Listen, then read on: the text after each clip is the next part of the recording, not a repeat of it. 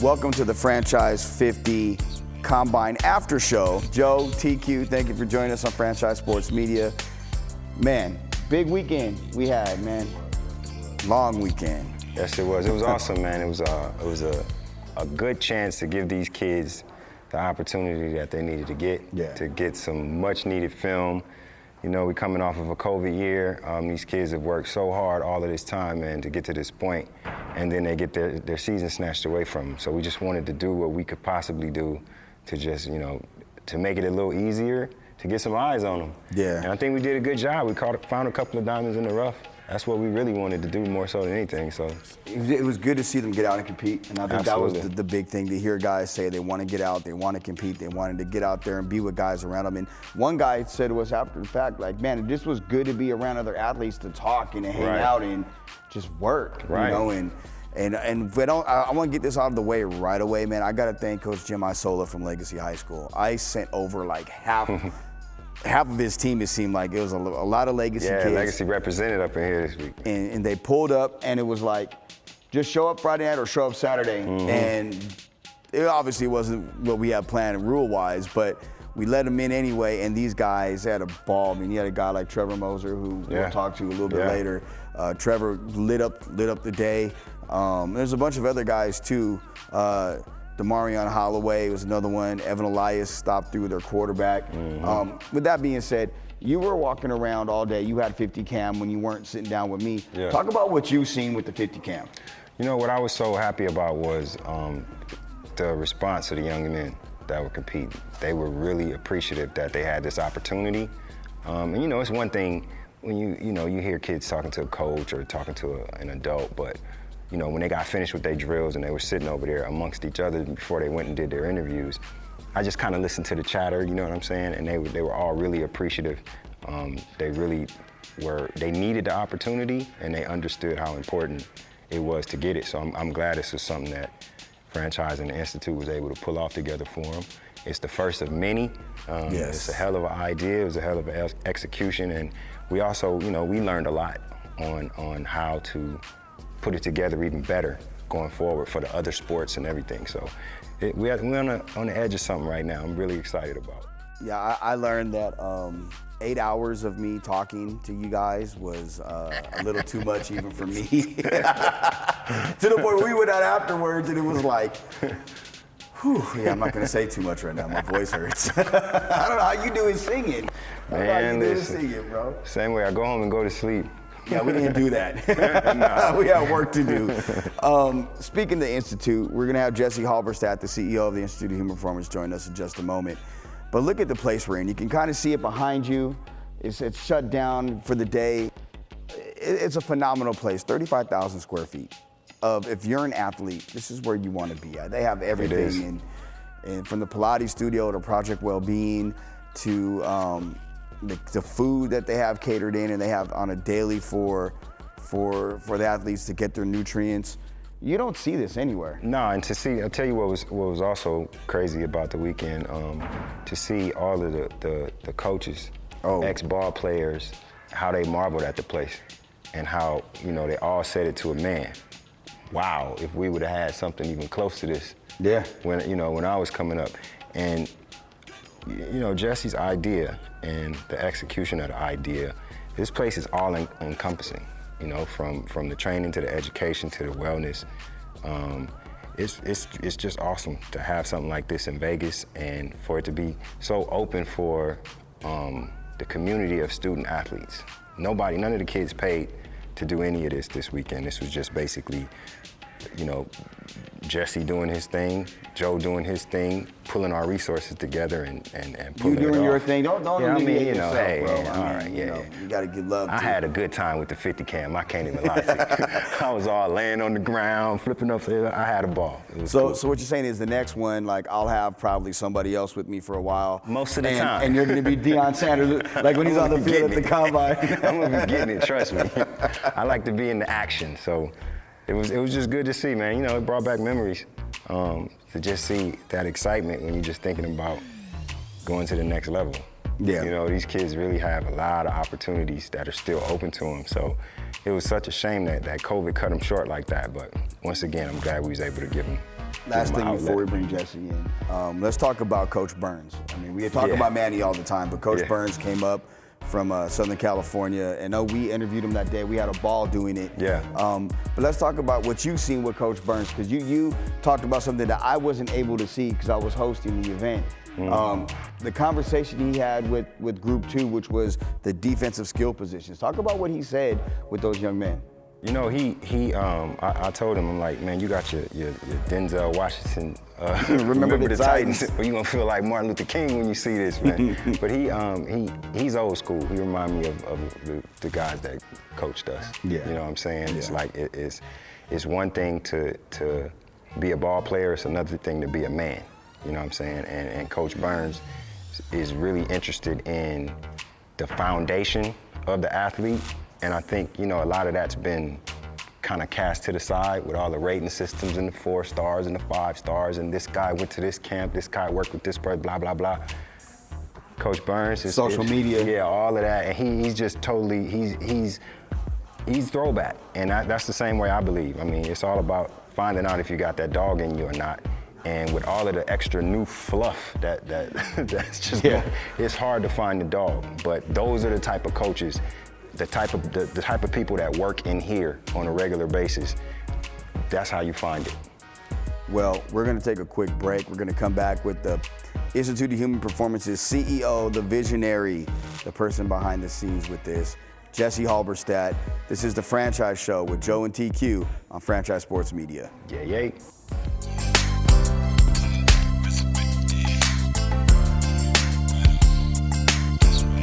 Welcome back to the Franchise Show with Joe and TQ. Joining us now from his place, the Institute of Human Performance, the CEO, Jesse Halberstadt. Welcome, brother. Thank you. Good to be here. Man, it's crazy. This has come full circle, and Yes. we'll pull the curtain back.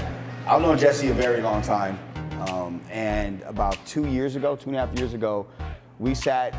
We're three people out of 5 that was in the meeting that we scheduled at T-Bones over at Red Rock. Yep. And we said, let's do this. Let's put something together from the media side and the performance side, and really to help out the community. And COVID kind of put a damper on things, but 2.5 years later, our dream was accomplished. How things have come full circle. How great is that, Jess? Huge. And obviously, a lot of this stuff starts off with the vision. TQ is always talking about the execution of it and actually making it a real thing. Originally being an idea and seeing a community like ours out here, and whether you're born and raised here or you're a part of the fastest growing community in America, there's an opportunity to help out just about every industry possible. But being a part of these young men's lives through sport and women, depending on the sport we're talking about, but for this event was kicking off and giving people that opportunity that they needed. Speaking about like the opportunity they needed, let's talk about what you set out to accomplish for the young men, and what did they get out of this? What we talked about in the orientation, you brought up the why, Right. and the purpose. Do you feel that purpose and why, people that don't know what it is, I want you to explain that, and do you feel that why and that purpose was accomplished on Saturday? For sure, but the tough part is when you're working with young men and where they're at 16, 17, and 18 years old, there's something much bigger than numbers that we were after. Right. It wasn't just a combine. It wasn't to have them just get in a position with all the stuff that's gone on this past year with COVID, and to think someone's gonna come out here and clock a top 5 NFL time. Yeah. You know what I mean? Blow everyone off the charts. Where all phone calls and whatnot are being made across the board. The real purpose is the experience. Yes. And for some of us and for some of these young men, especially coming out of a very noisy year and whatnot, it could have been a message that you got from Coach Sean Manuel. It could have got a message across from Coach Deshaun Burns that really got into their soul for them to understand that they just come out of a year of adversity, unplanned, and tough to take wisdom from others on it because none of us have really experienced anything like this before. Right. But it is an obstacle and it is adversity. It can be overcome. So getting them back into a place of where their comfort zone is in competing, being with their peers, right? Having something to prepare for. The bigger purpose here is something that the results that Coach DJ is back there working on to provide them. It's something much bigger than that, and we may not know it until a couple years go down and maybe an athlete or two says, hey, thank you for doing that. Right. I was in a low place. I was at a place to where I didn't want to speak about it out loud.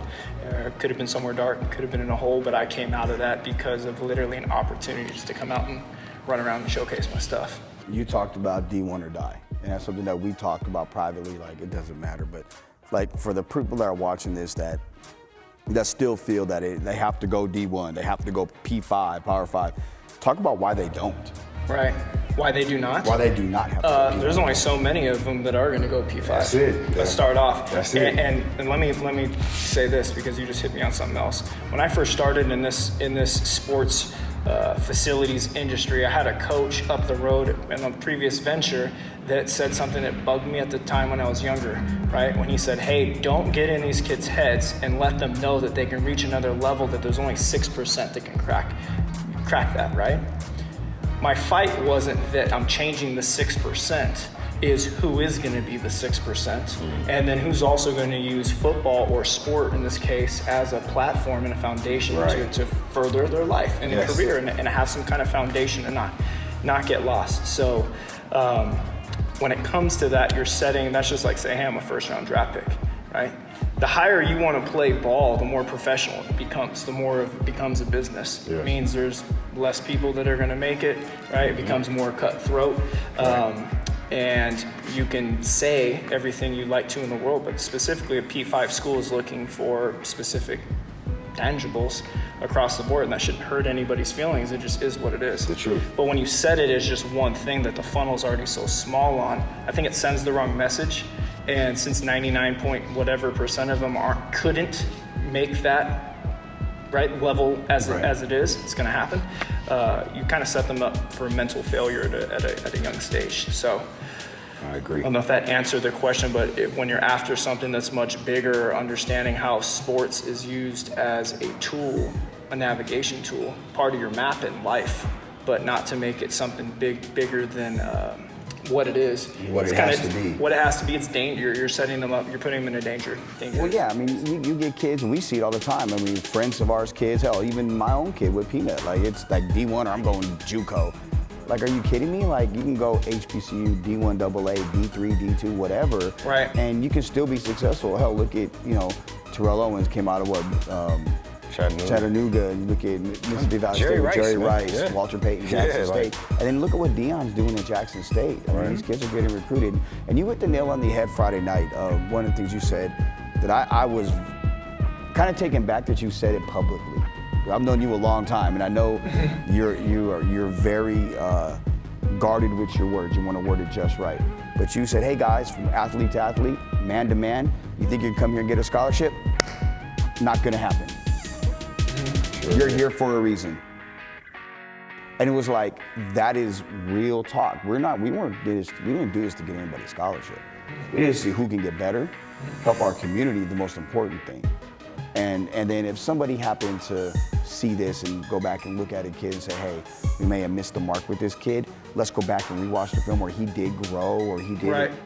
Now we're cooking with some fish grease and we can maybe have some action with them. Or at least to educate you on the process. Right. Yeah. Right, because it's unfortunately so misguided. There's a lot of misguided information out there of where those things are being promised, right, from a lot of people, that instead of just teaching you what the process really looks like and how to do that, you shouldn't be paying. There's no need to pay for a high school agent to get you a scholarship. That just goes to show that someone's taking advantage on on the fact that you're uneducated with the process. Not to say that we don't have a fantastic network amongst all of the people and whatnot. Yeah, absolutely and fantastic. That you don't ride for somebody or really help them out to connect and to bump palms with somebody else that is in need of that. Because to say that hasn't gone through anybody's head of who could you call or who could you help out, who's there. But we won't be puffing out any fairy tale dreams and stuff like that. Because the vast majority, 98% that walks through that door probably could play some competitive ball. It's just at what level's best for them. One thing I love about the facility is there's a lot of working out wrong going on. Yeah. You know what I'm saying? And the way you got it set up here with the technology that you're using and everything kind of eliminates that, from the technology to the coaches to the staff. Yes. and then coming off of a situation where they really haven't been able to do supervised workouts. Right. You know, it's no telling what what can end up happening. So to be in a controlled environment and, you know, to hear the coaches talking about the stress that they put on their soft tissues when you're not working out correctly, when you're spending too much time or not the amount of time that you should be, it's a lot. It's a lot that goes into it that they wouldn't be able to know without something like this. 100%. So it's very And that's important. that kind of gray, there's this gray area between the higher levels of science and education where it's at, right? Here, that doesn't exist. And then you have like the grassroots level of sports, AAU and all that kind of stuff. So what happens is you see this missing part because the buzzwords exist at this level, right? How am I gonna get there? What am I gonna do? You're listening to so-and-so and whoever it is that's running your fitness workout. Very, very few people are credentialed at that level, at this level, or at least that these guys have access to, right? Depending on where you're at. So our goal here is to take those Sean Manuels, Sean Friedis is behind me, Coach Deshaun Burns, and so on, that normally aren't accessible to this level here, and make the education part cool so they understand and they're open to learning about it, to pull them into this area that doesn't really exist. So talk about what you and your team, Sue and everybody has built here at the Institute. Well, from the development perspective for the athlete, since we're on that, right? So since someone like Charles is going to say that right out of the gates, you understand where we're at, and there's a high what do you call it, standard or bar that's been set with one of the most sought out private Catholic programs for all sports in America, right? Then you have the Fertitta complex. And there's some synergy in between that, right? On the back end of making this, setting a certain tone, a certain level. You have the UFC PI across the street. We got some of the best institutes in Las Vegas, arguably, than there is national, right? So don't get me wrong, you go to IMG, your jaw's gonna drop. You go to an Exos in one of the 50 states, you're gonna love that too. They're all over, right? More so competing in that market is having these athletes surrounded with all of the resources that they need and then keeping them accountable is that edge, if you will, that has them develop at a faster pace, right? So I said it on the show yesterday. There's not this secret intellectual property to how to bicep curl this way versus that, or bench, squat, and power clean, older powerlifting methodologies. This is more so about through science, through exercise science, there's 5 pillars that are very important. And if they're that important, what does it look like when an athlete comes in and we house it all and then force it every single day what they need? That does not mean you're getting your butt kicked every single day to come in here. Sometimes less is more. Sometimes an athlete's coming through here and they've already lifted 3 to 5 days outside of here. We're not adding extra load on their body. So what we've created is a house that you come into, and whether it's the fuel you need pre-workout to fuel your body, or the post-recovery fuel that you need to nourish and rejuvenate your body, we handle that through the sports nutrition sector, right? We identify impingements in their powerhouse, in our powerhouse Pilates studio, where it exposes their flexibility, mobility, and stability from their hips, which is everything. Coach Manny drills it all the time. Moving your center of mass, what does that look like with shin angles, so on and so forth, the biomechanics. We get a good idea through Pilates. You get even a more clear understanding when you're working with Project Wellbeing and Sean and Heidi Friedis. They have probably 5+ different ways and metrics to use on you as far as assessments go to see what your movement is like, screening before you even get to touch any of the equipment that's high end or the training that's high end.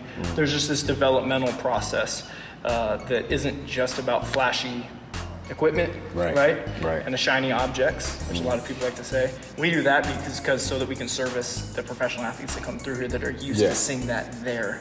Does that mean that I can't get work done at the younger levels? No, most definitely not. Sure you can, but what are you doing? Are you coming in, we're just jumping on boxes or hitting cone drills, or we're doing footwork still? That's still a thing going on right now outside or whatever it is with whatever. I understand the kids are gonna do what they have access to, and by all means get your work in. But our goal here is to elevate the awareness and education on what should be, and at least you get experience to it, like a free event that we just hosted, so they all get to see it. So now you can compare what's going on and you can educate yourself out there on the things that you should be doing. Man, I appreciate you. I love you. Thank you. And We did it. One and many more to come. Yes, sir. Baseball's next. Yes, sir. Baseball's There coming. you have it. He let it out the cat out the bag. Sorry, it's Baseball, softball, they're next. Weeks away. Let's get it. All right, this is the Franchise Show with Joe and TQ with our guest Jesse Halberstadt at the Institute of Human Performance. We'll be right back.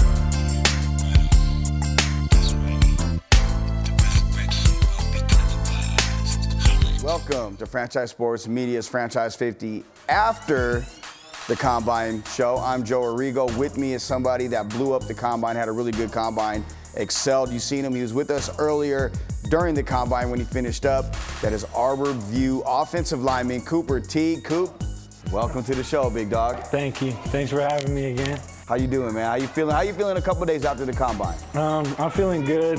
We just got off another workout, Workout today was pretty draining, but I mean, yesterday after the Combine, I felt good. Did you get what you expected out of the Combine this weekend?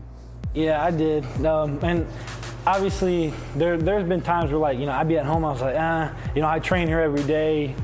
And there was a time where I was like, maybe, it's just gonna be like a normal Combine and I'm gonna perform just average. But it was, I showed up, I drank, my supplements and everything, and I warmed up, and during the warm-up, that's kind of how I base my performance, just off of, how if I feel explosive, if I feel dead, then I know I'm gonna have a dead workout. Right. But during the warm-up, Coach Manny was helping me, and Coach Burns was there too. He was helping me too. I was getting a lot of help, a lot of pointers. So when it came to running, it came to doing all that, I just kind of felt, kind of bouncy and felt explosive. Felt like a wide receiver. Yeah, and I went out and I performed after the running portion and the three cones. My shoe came off and I had to finish at 1 foot, but I think I still had a pretty faster time than some other people. Right. But it was really good. What schools have reached out to you, and what schools are you really interested in currently? Every Ivy League school's reached out. Air Force, Army, West Point, Fresno State. My first one that reached out was Maryland. Mike Loxley. Yeah, that one was actually over text. So they reached out because as soon as the recruitment days opened up, they shot a text. Right. And then off the top of my head, there was NAU too.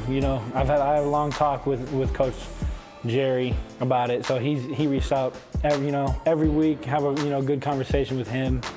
Then there's a couple more out there too that I'm just waiting on. You know what I mean? But just Duke too. Duke? Yeah. So you got some big boys in there. Yeah. But some schools I would like to go to. I'm not one of the kids that wants to get as far away as home from possible. Because you're dropping a hint. Just say it. He would like to stay home, and he would like to school down the street to get in. Just say it, man. It's just we're family now. You hung out with your boy a couple times. Yeah, I mean, UNLV would be a good offer. You know what I mean? Because I know that they know of me. I know that they talked to people about me. They just have yet to, reach out to me. So all I'm saying is if they did reach out to me, it would be I think it'd be good for them, because as soon as they do, who knows what could happen. But what do you like to play, left or right side of the line, or I know you play center too? Yeah, I'm kind of going towards whatever a team want. I kind of stopped choosing what I want to play. Whatever a team wants, because I learned that's something that I learned from Troy. Just stop labeling yourself as this. You know what I mean? Because once you get to college, there's guys that their whole life has played the left side, but then, starting right tackle goes down, they got to jump in. Yeah. So I remember that's what happened. One of the coaches didn't want to play Troy for the game. They threw me in as a freshman. I was was not ready for it, but yeah, I'm going a little more towards center for, long term. Just because it's I feel like I can be a leader, and when I did play it for a short period of time, I definitely I excelled at it. It was just I I was a little younger, so it was harder for me to learn, you know, kind of, because I learned every position. Right. So I was kind of, I got the plays a little jumbled, but center is kind of what I'm focusing on, and you know, that's what I do when I, you know, come here when I work on. I want to thank you for being a part of the Franchise 50. I want to thank you for joining me. And this is Cooper Teague from Arborview High School on After the Franchise 50, powered by the Institute of Human Performance.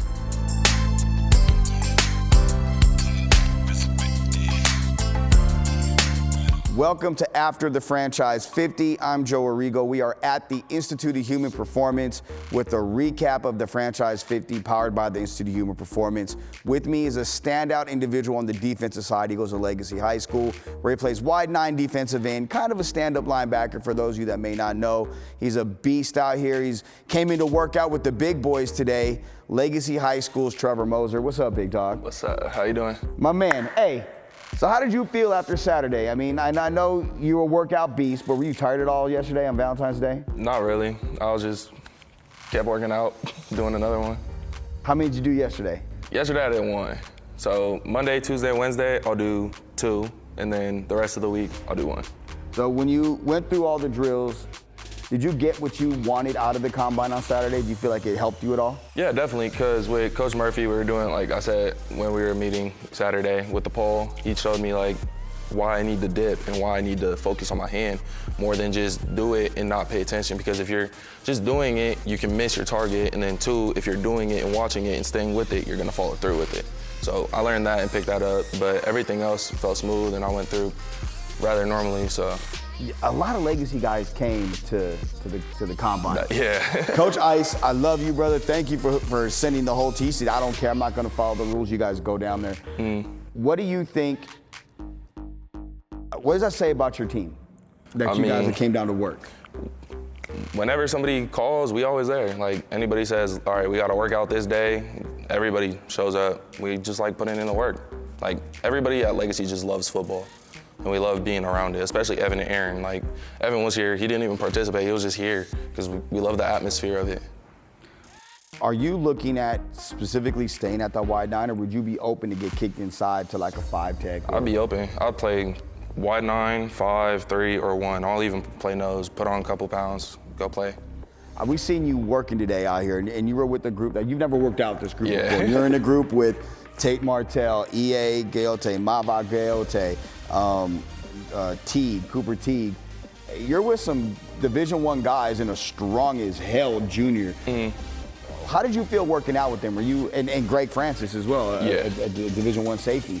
How did you feel about working out with a group like that? Did you feel like you not only did you fit in, but like, yeah, I can hang with them? Yeah, I could definitely hang with them. It was cool. We all just like vibed and did a good workout. We got a really good workout in, and it was different because they have air on the racks, and I usually use resistant bands. So they were like, oh yeah, everything here is like pressurized, and I'm like, I still can't wrap my head around like exactly what it does. But it, like 275, I put 275 on the back rack, I could do it like 12 times. And then he was like, just hit it 5 times with the air.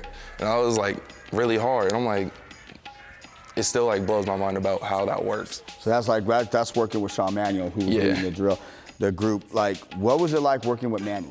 Manny, he kept it high intensity. That's the one thing I love about Manny. He keeps it high intensity, and he's always like, go, go, go. And like, his energy is just like different.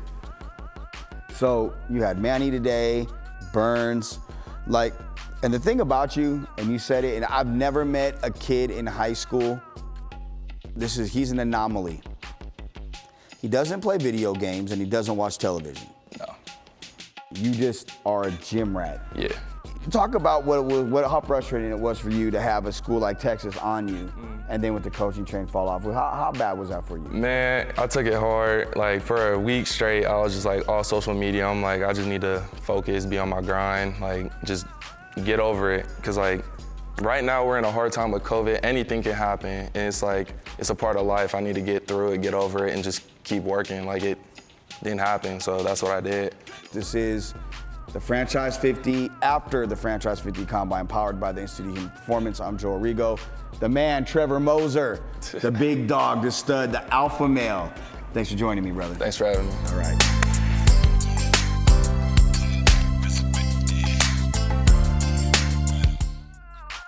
Welcome back to the Franchise Show with Joe and TQ. This is the After the Franchise 50 wrap-up show.